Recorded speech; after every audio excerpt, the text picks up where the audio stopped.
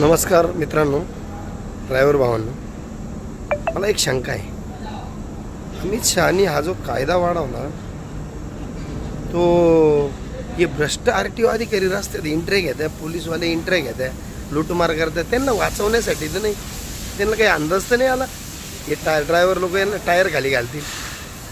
माझी शंका आहे. बाकी प्रत्येकाचं मत असू शकतं. आता ही माझी शंका आहे तेव्हा हा कायदा यांना वाचवण्यासाठी, कारण हे हप्ते वरती बी देता ना. आता तुम्ही कोणत्याही बॉर्डरवर जाते, घंटा घाबरते नाही, ते म्हणते तू कोणाकडे जाय, आमचे वरपर्यंत हप्ते जाते.